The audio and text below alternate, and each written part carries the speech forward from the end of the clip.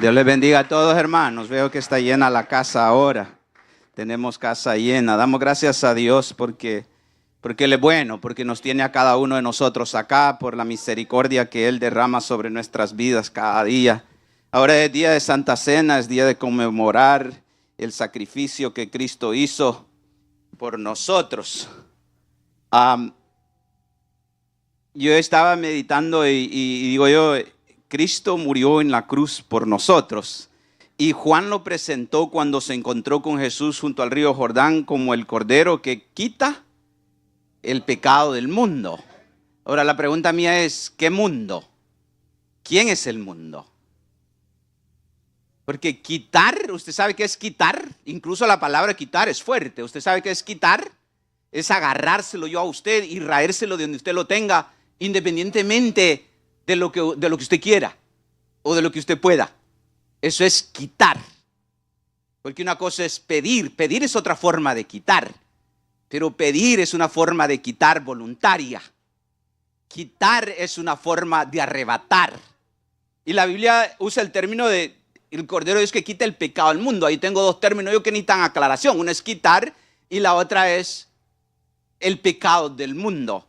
Ahora, quitar ya dije, ¿verdad? ¿Quién quita? El más fuerte. El más débil no quita. El más fuerte es el único que puede quitar. Porque quitar quiere decir, yo puedo quitarte algo a ti si yo soy más fuerte que ti.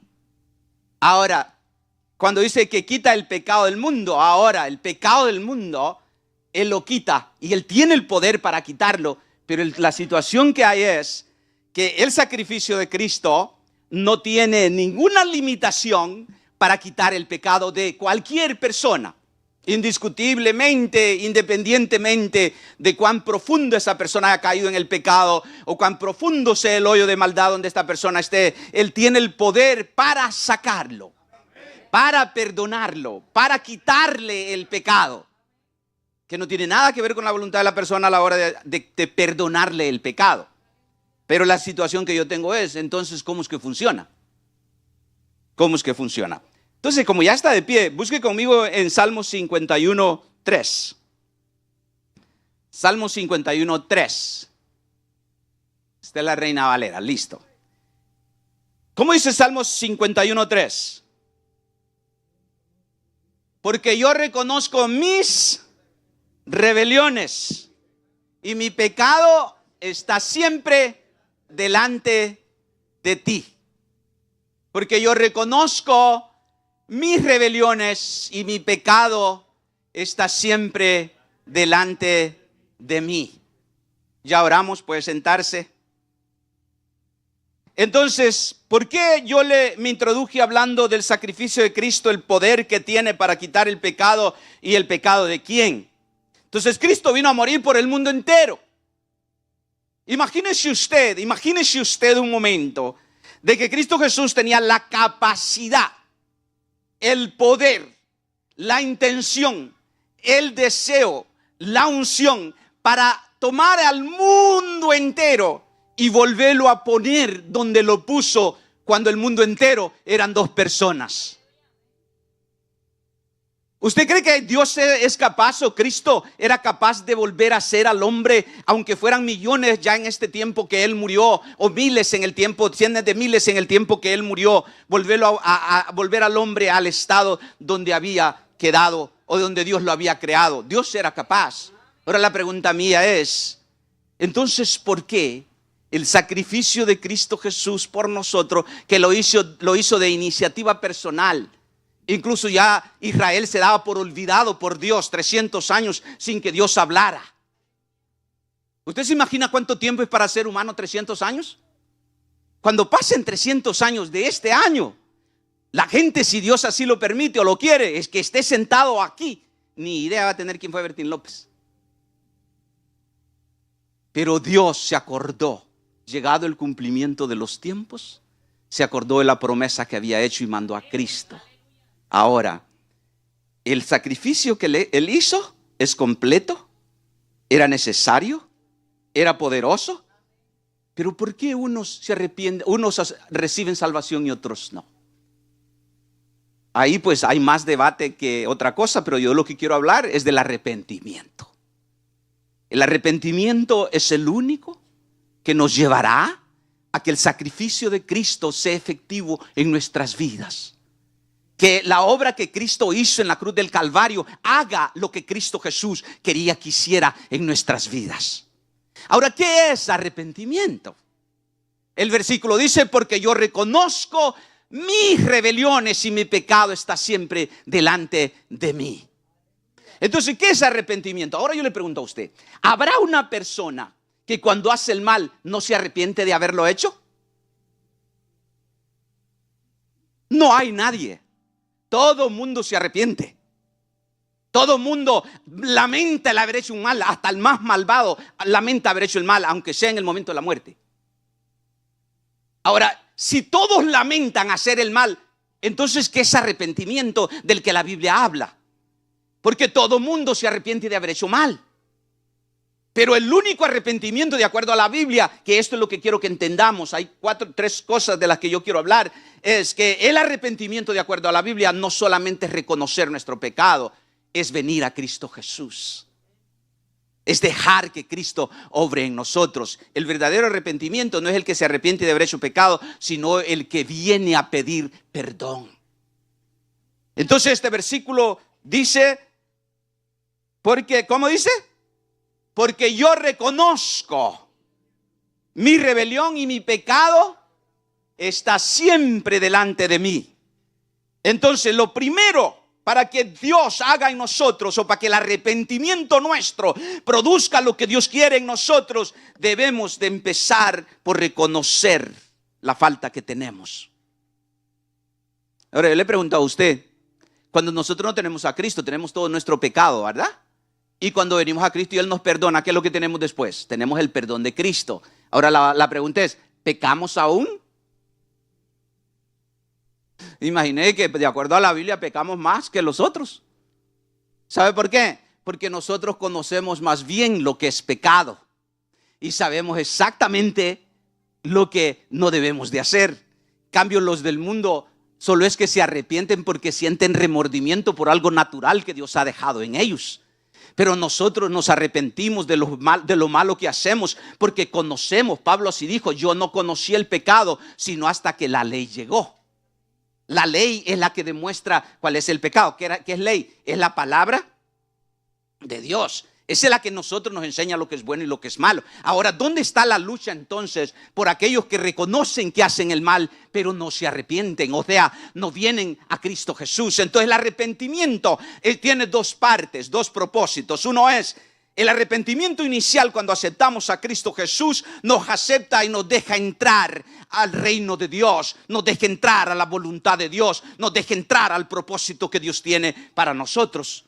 Pero el arrepentimiento, el cual nosotros debemos de practicar todos los días, ese nos permite vivir una vida en paz, disfrutar la paz que Cristo en la cruz del Calvario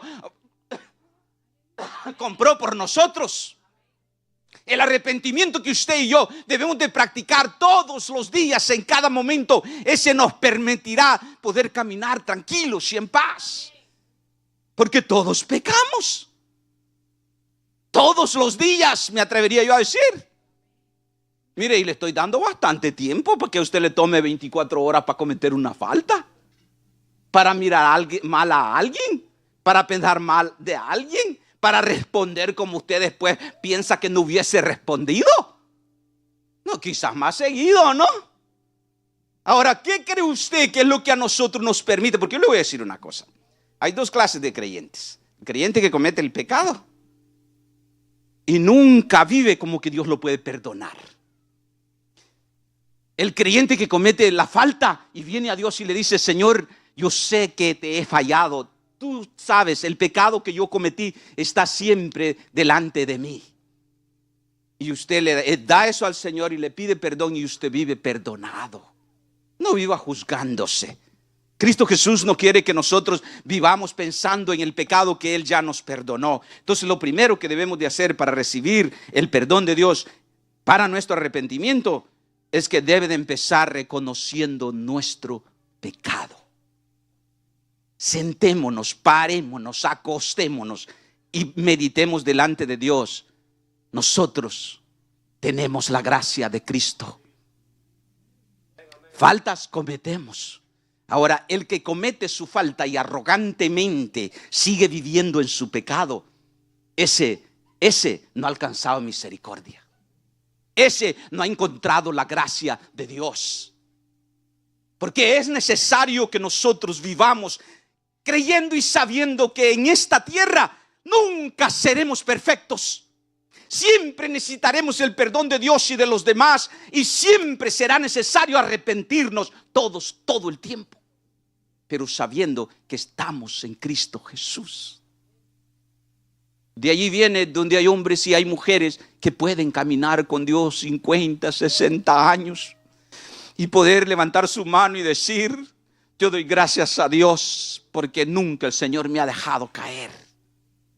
Y hay gente que demuestra embuste, que no les pertenece, porque no hay uno que no peque. Todos tenemos que reconocer que solo la mano poderosa de Dios nos puede detener o retener o sostener. Pero no debemos de vivir, dice el versículo que el pecado siempre está delante de mí. Entonces lo primero que tenemos que hacer es reconocer en nuestra mente, porque sabe usted que nosotros tenemos algo que le llama el corazón, ¿verdad? El corazón solo es una, por así decirlo, va usando la fisonomía, o sea, usando el corazón físico. Es un aparatito. ¿Usted sabe qué contiene el aparatito del corazón físicamente de nosotros? Contiene nuestra sangre. ¿Por qué uso yo la palabra contiene? Porque toda la sangre que fluye hasta en los vasos más pequeños de nuestro cuerpo pasa por el corazón más de una vez. Entonces la contiene, la trae y la envía, la trae y la envía. Él hace las dos funciones. El corazón hace la función de retraer y de enviar. ¿Sabe que cuando nos miden la presión de la sangre son dos medidas las que dan? Una es el pálpito del corazón cuando atrae, y la otra es el pálpito del corazón cuando empuja. La baja es cuando atrae, la más alta es cuando empuja. Entonces, ¿qué es lo que quiero decir yo con esto? Que nosotros tenemos un corazón, pero para que a nuestro corazón lleguen las cosas, primero tienen que pasar por la mente. Y hay gente que no sana su mente. Hay gente que no aprende a pensar. Hay gente que vive solo desenfrenadamente, sin pensar las consecuencias. Hay un hombre que yo acabo de terminar de leer su libro, se llama Integridad. Él lo escribió ahí por los 80, los 90, y dice él: si este libro yo lo hubiese escrito hace 100 años, todo mundo se reiría de mí. Y se refiere él a la integridad, la parte de donde nosotros debemos ser uno en toda parte. Integridad tiene que ver, bueno, en matemáticas lo mencionan, lo comparan con integer, se llama, que quiere decir un número completo, un número no fraccionado, un número que es completo. Pero integridad quiere decir que nosotros, cuando Cristo llegó a nuestra vida, nos hizo completo, y de la única manera que nos vamos a poder mantener completos es que Cristo nos mantenga completos. Entonces, nuestras mentes debemos de aprenderlas a limpiarlas. Imagínese si la mente, que es transitoria, porque con la mente usted piensa y sabe que usted ni siquiera control tiene lo que piensa su mente. Por ejemplo, hicieron una prueba. Trate usted la manera de mantenerse 1 minuto sin pensar. Inténtelo. ¿Sabe que entre más le dice usted a su mente que no piensa es cuando más piensa? Porque usted no tiene control de lo que piensa. Usted sí tiene control completo de lo que mete a su corazón. Porque antes de que algo llegue a su corazón, primero tuvo que haber pasado por la mente. Y por eso es que es bien complicado, porque la palabra de Dios, la primera área donde tiene que trabajar es en nuestra mente. No es eso lo que dice la Biblia, que renovemos ¿qué? Perdón, no nuestro corazón, ¿verdad? Sino nuestra mente, la procesadora, la que procesa lo que vemos, lo que sentimos, lo que olemos, lo que deseamos. Lo procesa toda la mente antes que llegue al corazón. Por eso es que es bien grave cuando la Biblia dice: de lo bueno del corazón habla la boca, y de lo malo del corazón también. Y todo lo que ya está en el corazón ya fue procesado por la mente. Y si usted se llevó a su corazón las cosas malas, fue porque ya lo meditó y dejó que llegara hasta su corazón. Porque lo que a su mente llega, Cristo lo reprende. Lo que a su mente llega, usted puede reprenderlo. Lo que a su corazón llega, usted ya no tiene acceso. Solo la sangre de Cristo puede perdonarle y renovar su corazón, pero renovando su mente. ¿En qué piensa usted? ¿De qué llena usted su mente que eventualmente filtrará hasta el corazón que ya no tiene pase para atrás otra vez? Esa es la pregunta. Entonces debemos nosotros de saber que el primer paso del arrepentimiento es reconocer que hemos pecado. Segundo, cuando pecamos delante de Dios, debe de dolernos. Debe de dolernos. Ahora, yo le pregunto a usted, ¿y usted cómo sabe que usted ha pecado delante de Dios? ¿Cómo sabe usted cuando usted ha pecado? Mire cómo dice la Biblia. Para el pecador, el pecado es irreconocible. No sabe. Para el limpio de corazón, el pecado lo reconoce en el momento. El que peca y practica el pecado no siente estorbo cuando lo hace. Siente estorbo cuando después le estorba. Por ejemplo, el que mata a alguien. El que mata a alguien no siente el problema hasta que lo echaron a la cárcel. O hasta que le mataron a un familiar por causa de lo que él hizo. Mientras no. Entonces nosotros los creyentes, ¿qué es lo que pasa? Es exactamente lo mismo. El enemigo anda permanentemente tratando con nuestra mente, llevando a nuestros ojos, a nuestro oído, a nuestro sentir, cosas que nosotros vemos, sentimos o deseamos, y la mente las va procesando. Y si nosotros no la reprendemos en esa área y llega a nuestro corazón, nosotros empezamos a vivir mal delante de Dios. Entonces debemos nosotros de aprender que al corazón nuestro le debe doler el pecado que cometemos delante de Dios. Y aprender, hermanos. Yo he pensado de que el hombre, el ser humano, hasta el más inteligente que existe sobre la tierra, nació como un bebecito, sin habilidad de pensar, sin habilidad de madurar, o sea, de ser maduro en esa etapa. Y yo me pregunto, ¿y cómo es que el hombre se desarrolla a ser tan inteligente? Usted sabe que el hombre no tiene límites sobre la tierra. Si yo le dijera a usted las cosas científicas que el hombre ha logrado, usted se queda asustado si sabe apreciar las cosas. Y nosotros, cualquiera igual que nosotros, ha logrado esas cosas. Pero ¿basado en qué? Basado en lo que llenan su mente y llenan su corazón. Y si usted, el deseo que usted tiene es ser un hombre y una mujer, un hijo de Dios, que ame a Dios, que conozca a Dios, va a tener que llenar su mente y su corazón de algo que tiene que ver con Dios, de la palabra, de hacer lo bueno, de pensar en los demás y el bien de los demás. El egoísmo es el veneno más grande que llega hasta el corazón del hombre. ¿Qué quiere decir egoísmo? Egoísmo es una palabra sencilla, es griega, quiere decir ego soy yo y ismo es mundo. Quiere decir yo soy el mundo, yo soy el único. Alrededor de mí gira todo. Todo lo que es necesario en este mundo es para mí. ¿Usted conoce gente parecida así? Hay gente que ni lo dice, pero por sus acciones yo veo que es así. Entonces debemos de reconocer nosotros y que duela en nuestro corazón cuando le fallamos a Dios. Vea, póngame Joel 2:12, por favor. Por eso pues ahora dice Jehová, convertíos a mí de todo vuestro corazón con ayuno, lloro y lamento. ¿Usted se dio cuenta? Usted a Cristo no se convierte con su mente. Usted a Cristo se convierte con su corazón. Porque eso es lo que importa. La mente es transitoria. Si no, póngase a pensar un momentito. ¿Usted piensa lo mismo como pensaba hace 2 años en relación a ciertas cosas? No. Porque la mente es inestable. La mente, ¿usted sabe que las computadoras tienen 2 clases de memoria? Por lo menos las computadoras de escritorio tienen 2 clases de memoria. Una se le llama ROM, la otra se le llama RAM. Solo la letra de en medio es una A o una O. Una se llama Randomly Access Memory. La otra se llama Read Only Memory. Randomly Access Memory es una memoria que es transitoria. Esa memoria llegan las cosas. Por ejemplo, en mi computadora, cuando yo abro un documento que tiene 1000 páginas, yo abro ese documento que está sentado en un servidor del internet, yo le hago clic al documento, el documento viene a mi computadora y usa la memoria de la computadora para expandir ese documento y abrir las 1000 páginas para que yo pueda pasar de página 1 a página 2, página 3. Cuando yo cierro ese documento, la memoria esa deja ir todo lo que le vino y se vacía otra vez y queda limpia otra vez.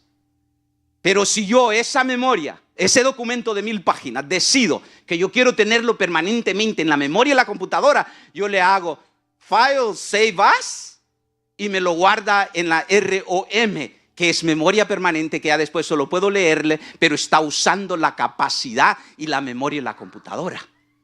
Nosotros somos algo parecida. Nuestra mente es la memoria pasajera, la que pasan todas las cosas por ahí, pero no necesariamente quedan ahí.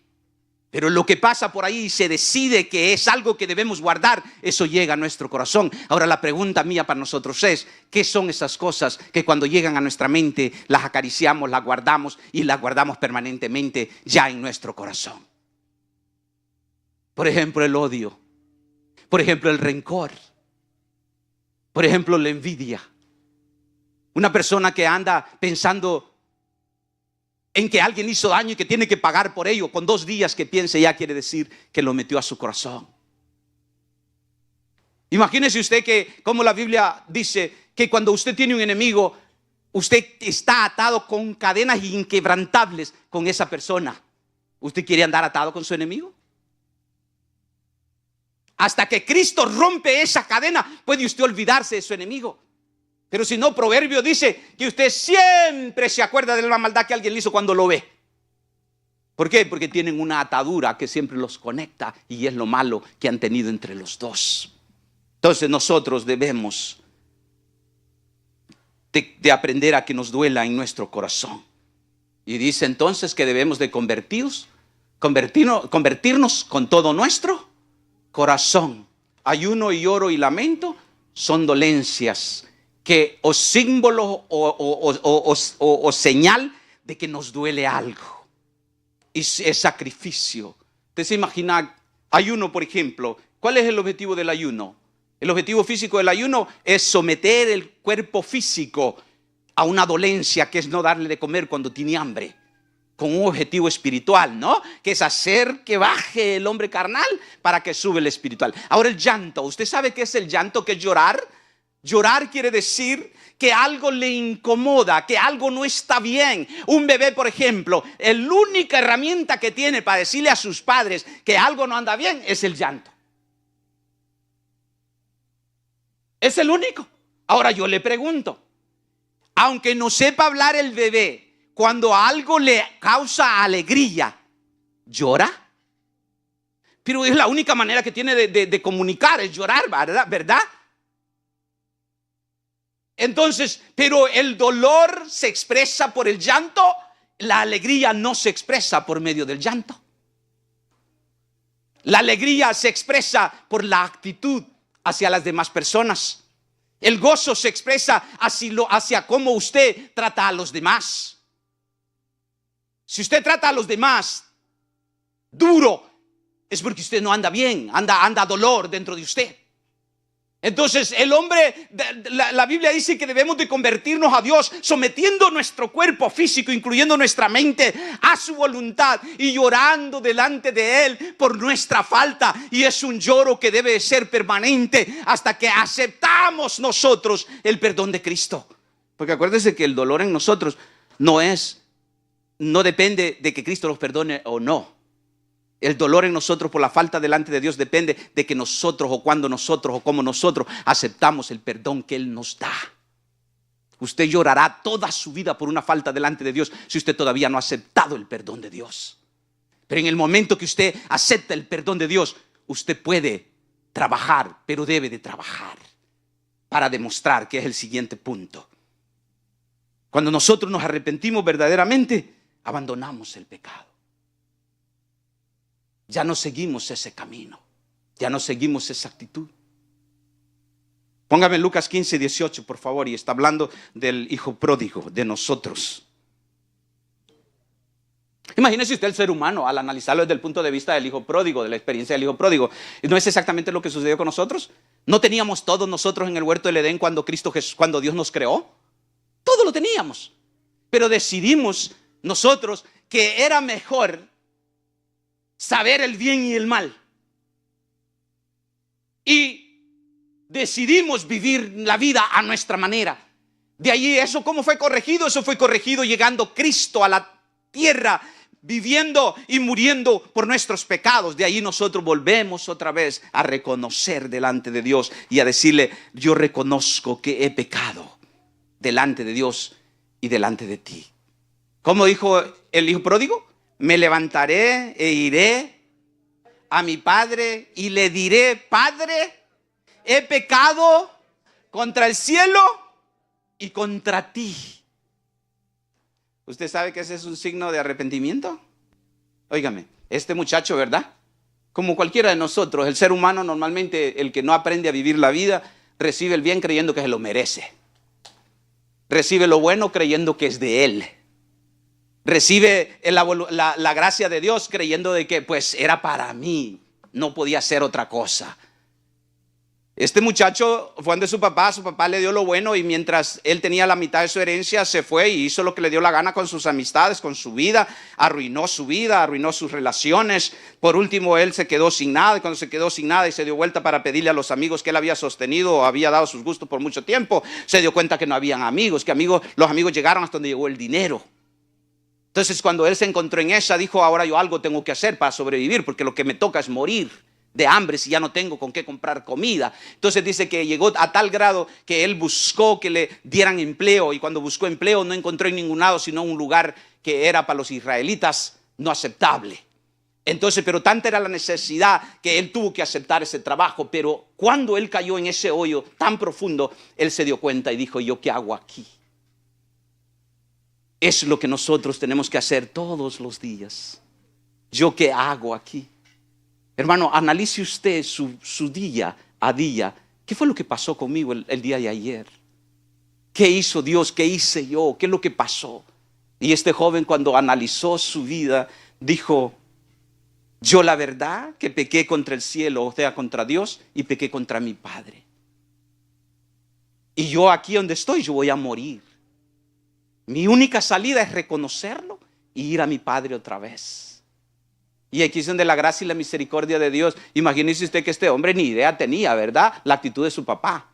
Si su papá le iba a recibir o le iba a decir: you're on your own, ¿no? Tú decidiste hacerlo, ahora ¿por qué vienes a mí cuando ya tienes necesidad? Y cuando yo leo esta parte, siempre me acuerdo de una situación familiar con mi papá. Yo me recuerdo en una ocasión, una prima hermana mía, una hija de ella salió embarazada y ella la corrió de la casa, y mi papá se fue donde ella y le dijo: hija, este momento de la vida de tu hija es cuando más te necesita. Lo peor que tú puedes hacer es echarla a la calle y quitarle la ayuda o el amor que tú tienes por ella. Eso no se hace con un hijo. Pasó el tiempo y dado unos años después, a mi papá le salió embarazada también una hija en la casa. Y era un hombre tan consecuente él, que cuando mi hermana llegó a su casa y le dijo: papá, yo he fallado, a mí me pasó esto, yo me voy de la casa, voy a agarrar mis cosas y me voy. Mi papá solo la quedó viendo y le dijo: hija, si tú te vas es porque tú quieres, pero el día que ya no puedas vivir tú sola o que necesites a alguien, esta es tu casa y siempre será tu casa. Y esas son las cosas que a nosotros nos enseñan, que debemos de siempre pensar que Dios nunca nos desechará. Hay hombre y hay mujer que ha podido vivir la vida disfrutando la presencia de Dios en paz y sin muchos estorbos o experiencias duras en la vida. Pero hay otros que ha tocado difícil tanta situación en la vida, sea por fallas de ellos o por fallas de los demás, como le preguntaron a Cristo cuando aquella persona estaba enferma, ¿se acuerdan? Le dijeron: ¿fallaron sus padres o falló él? ¿Y qué le dijo Cristo Jesús? ¿Qué importa quién haya fallado? Entonces, pero hay otros que viven la vida difícil de un hoyo a otro hoyo, de un golpe a otro golpe, y así irán. Y yo pregunto, ¿qué diríamos o qué decimos nosotros acerca de esa gente? ¿Le decimos al Señor: ten misericordia de ellos, o se lo merecía? Entonces, yo lo que quiero, hermanos, es que pensemos que el hombre, cuando reconoce que ha pecado, debe de abandonar el pecado. No puede seguir viviendo así. Ustedes han oído el testimonio del hermano, ¿cómo se llamaba? Eran los voceros que cantaban esta alabanza. El hermano Benito. que era un gran ministro de Dios, pero se caía cada vez en cuando. Y se volvía a levantar y se volvía a caer y se volvía a levantar y se volvía a caer, y Dios siempre lo perdonaba hasta que un día ya no pudo llegar a tiempo de que Dios lo perdonara.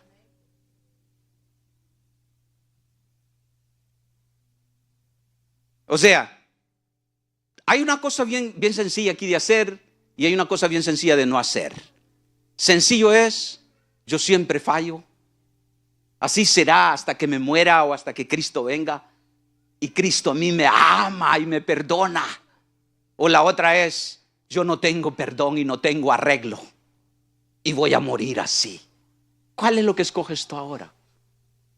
Escoges reconocer el amor de Cristo a pesar de todas las imperfecciones que puedes nombrar tú. Aunque nosotros, nombrar nuestras imperfecciones, a nosotros cuánto nos cuesta, ¿va? Le dan un papelito en blanco a usted y le dicen: escriba 4 imperfecciones suyas acá, y yo le garantizo que usted busca el cielo, se mete a la tierra, vuela, corre, y el papelito en blanco. Pero si le dicen: tenga este papelito y escríbame 20 cosas o defectos de su vecina.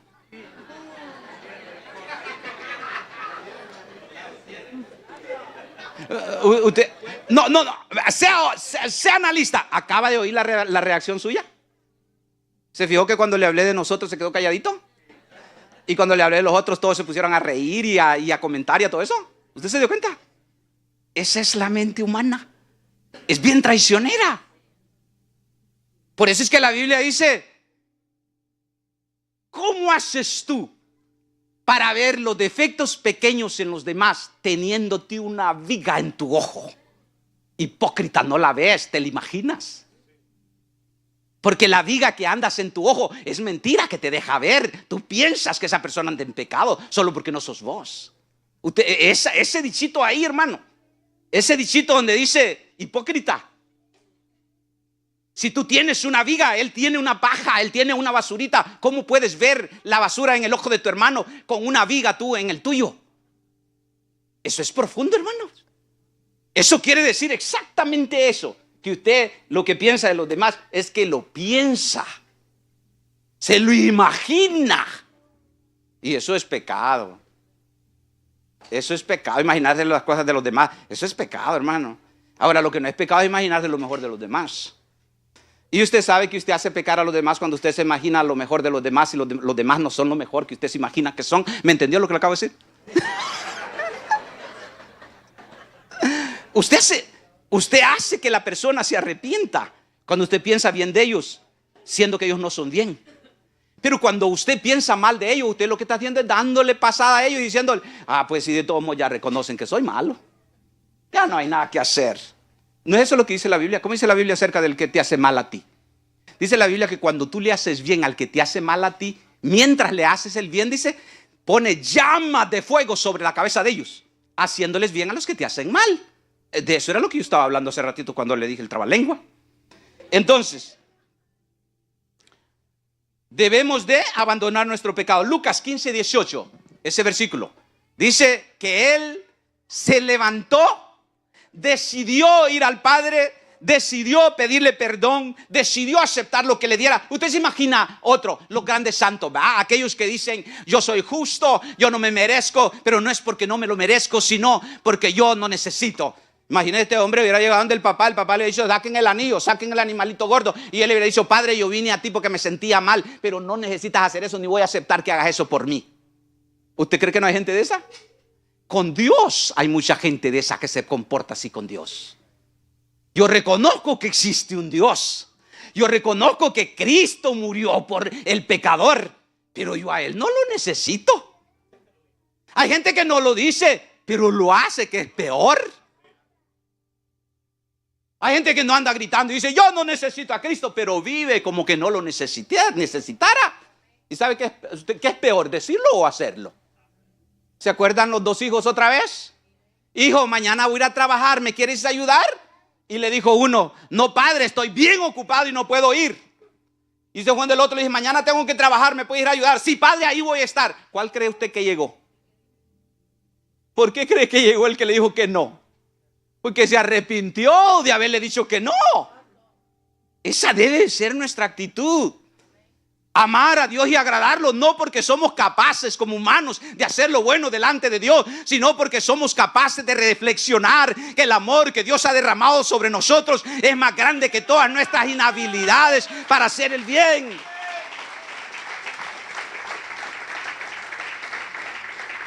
Pero debemos de abandonar el pecado. Imagínese usted que este hombre, dentro de ese hoyo con los cerdos, le hubiera mandado una carta a su papá. En ese tiempo tal vez un mensajero a su papá, y le hubiera dicho: díganle a mi papá que venga, porque yo estoy mal.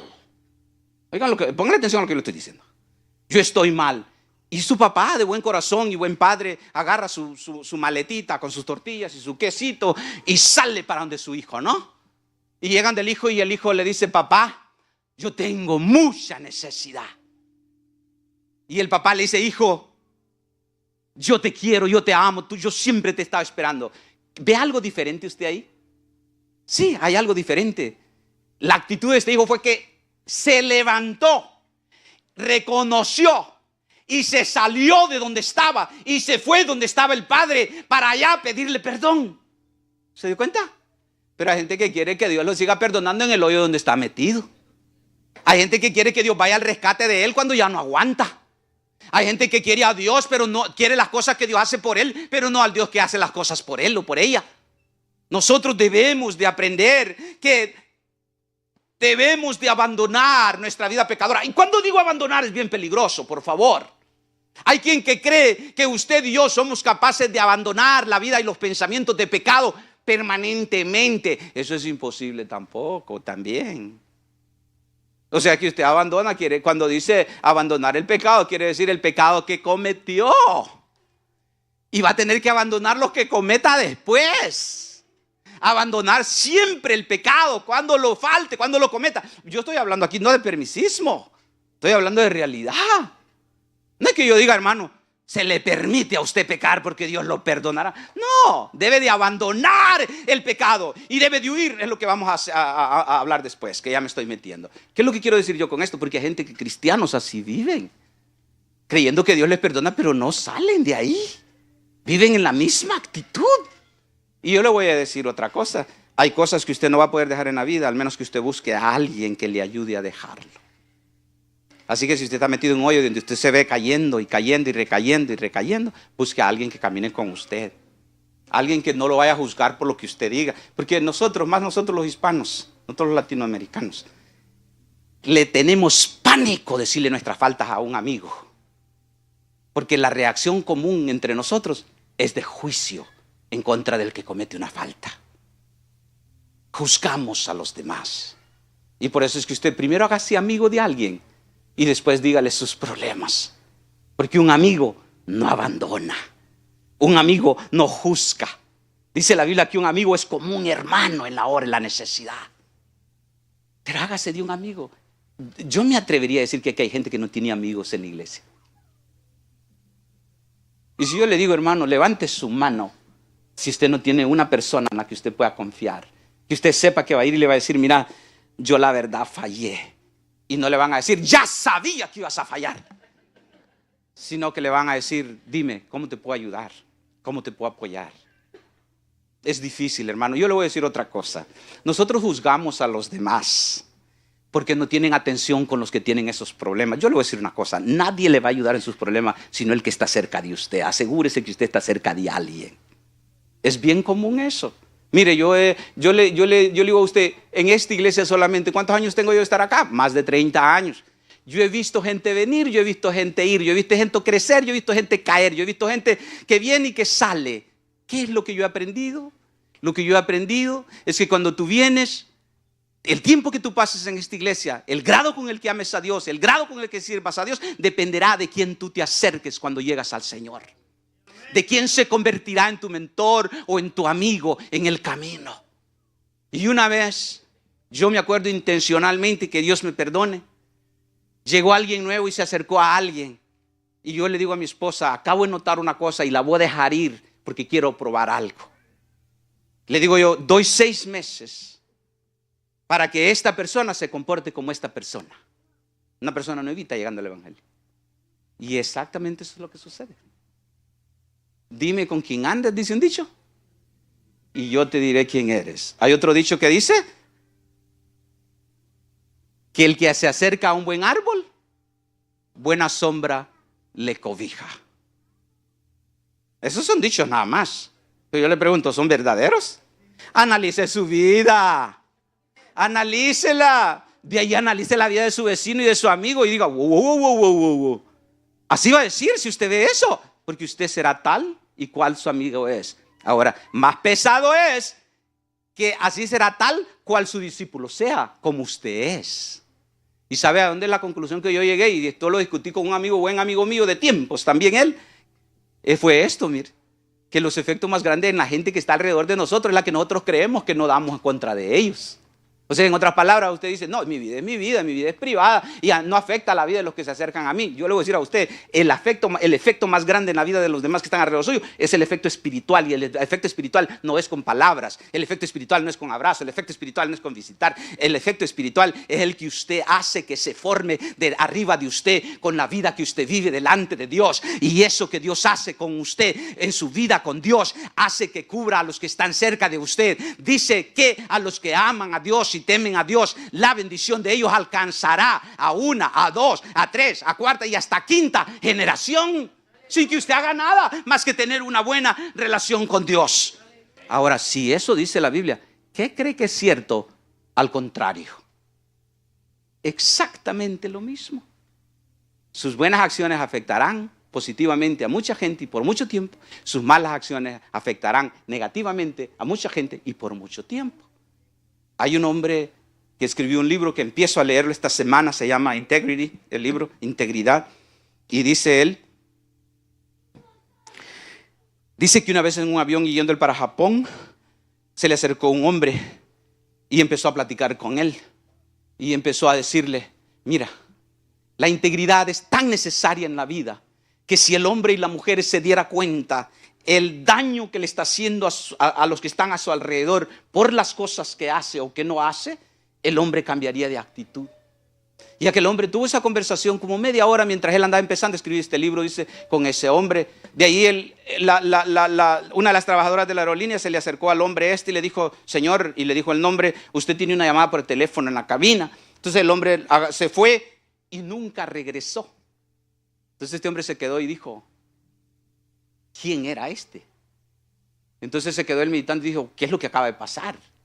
Este hombre, cuando él llamó a la azafata y le dijo, dígame, ¿para dónde agarró el señor tal? Y la señora le dijo, ¿quién? Tal. Esa persona no va en este avión. Y eso él quedó y dijo, y abrió la Biblia, y la Biblia se le abrió donde dice, cuidado lo que haces con los demás, porque muchos han hospedado a ángeles no sabiendo. Ese hombre tuvo una conversación con Dios y allí Dios lo único que le decía era, ¿qué haces tú con tu vida?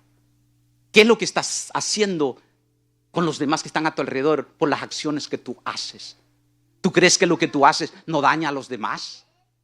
¿Tú crees que lo que tú eres no alcanza a los demás? ¿Tú crees que tu pecado solamente tú tienes que pagar por él? La integridad es algo básico. Y viene de la palabra, ¿ustedes se acuerdan de la sincero? Sincera es la palabra correcta. ¿Ustedes saben qué quiere decir sincera? Ya se lo que expliqué creo una vez, ¿verdad? Es un término griego que dicen que era que en el mercado griego vendían escultura. Los escultores vendían escultura y cada vez que se le rompía una oreja a la punta de un dedo o la rayaban a una escultura, la botaban.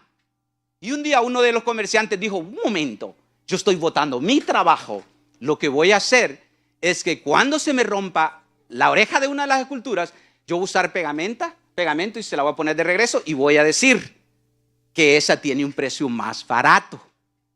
Entonces cuando la persona llegaba a ver las esculturas le decía, ¿la quiere con cera o sin cera? Entera o quebrada era la otra palabra. ¿Con cera o sin cera?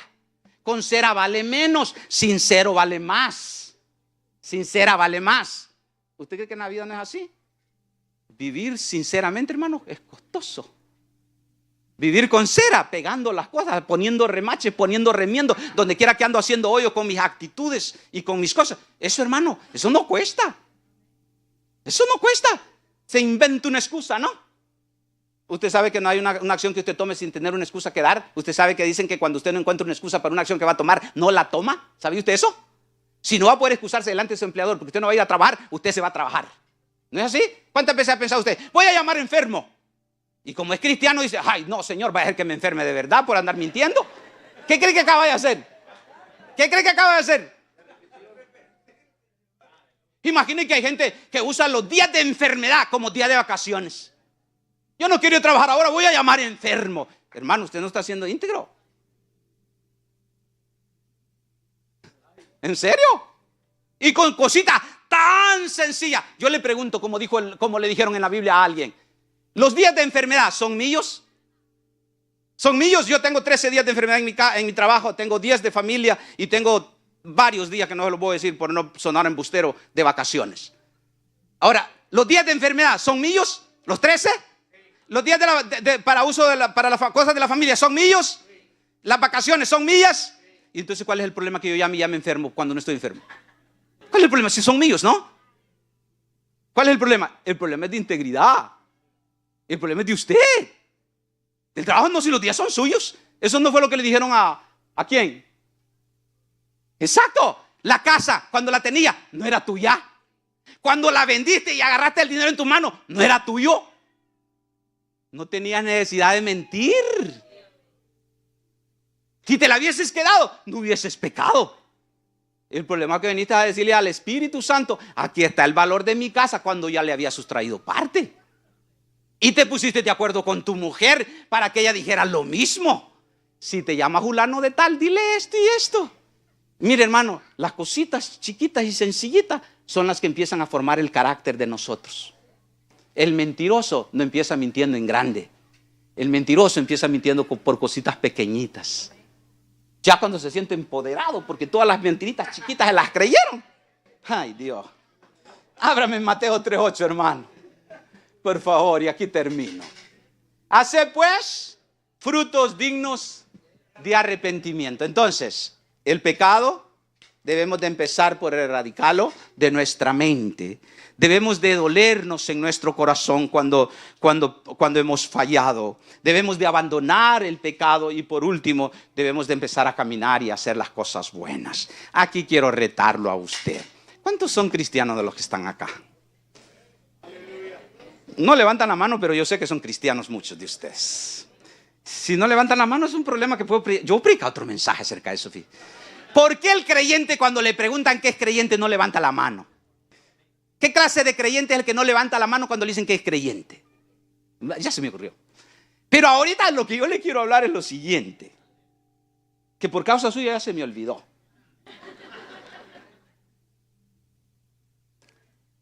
Usted tiene que evidenciar que usted se arrepintió de su pecado. ¿Cómo va a evidenciar? Mire, hay gente bueno, en el antiguo tiempo, en el Antiguo Testamento era obvio, ¿verdad? ¿Ustedes han oído el saco de qué es? Saco de silicio. ¿Alguien tiene idea que era saco de silicio? ¿Alguien aquí es de campo? Grande ya. Hay una cosa que le llaman pica pica. Pica pica. ¿Sabe qué era el saco de silicio? Era llenar de esa planta un costal de yute, le decíamos nosotros, que es tejido, pero tiene hoyitos en cada tejido, y echárselo en el lomo sin camisa. Ese era el saco de silicio. Era llenarlo de ceniza, de polvo, que picara, y ponérselo en la piel y aguantarlo por la falta que había cometido. Ese es saco de silicio. Entonces, cuando nosotros hemos pecado, nos ha dolido en nuestro corazón, abandonamos lo que hicimos, debemos de empezar a hacer cosas buenas. Ahora, quiero regresar al punto que se me había olvidado. Usted ya aceptó a Cristo Jesús. Y si yo me preguntara y usted se sincerara y usted me dijera, si yo le preguntara que usted tiene 1 año de haber aceptado, que usted tiene 2 años de haber aceptado, que usted tiene 4 de haber aceptado, que usted tiene 5 de haber aceptado, yo le pregunto a usted, ¿en qué le sirve usted al Señor?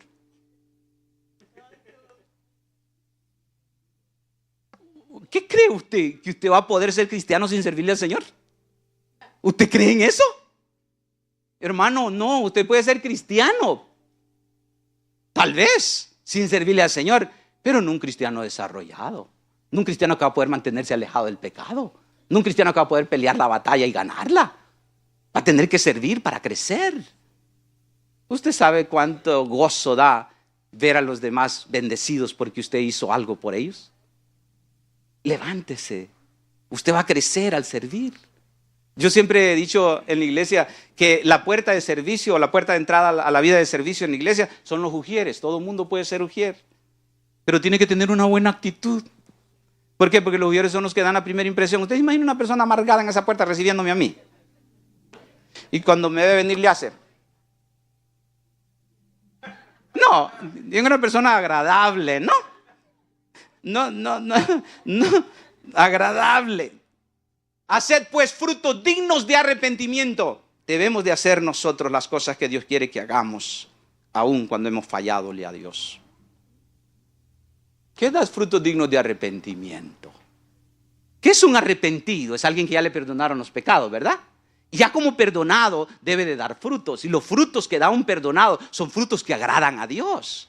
Son frutos que traen crecimiento, son frutos que traen madurez, son frutos que aprende a entrenar su mente. Imagínese usted una persona que ha sido abusada toda su vida. Por cuestiones de confidencialidad, yo no puedo comentarle lo que yo quería hacer ahorita. Pero es bien necesario. Usted sabe que usted, si sirve a Dios y tiene el Espíritu Santo, usted reconoce rápido cuando una persona ha sido maltratada. Bien rápido. Usted platica con ellos y rapidito se da cuenta que algo no anda bien en su vida. Sin entrar en detalles, a mí me acaba de pasar esta semana que pasó. Vino una persona, platicó conmigo, platicamos como una media hora. Al final de la conversación algo me dijo a mí, algo no anda bien. Y empecé a hacer yo las preguntas de punta que le llaman. Resulta que esta persona está siendo abusada. ¿Ah? Entonces, ¿qué hace usted?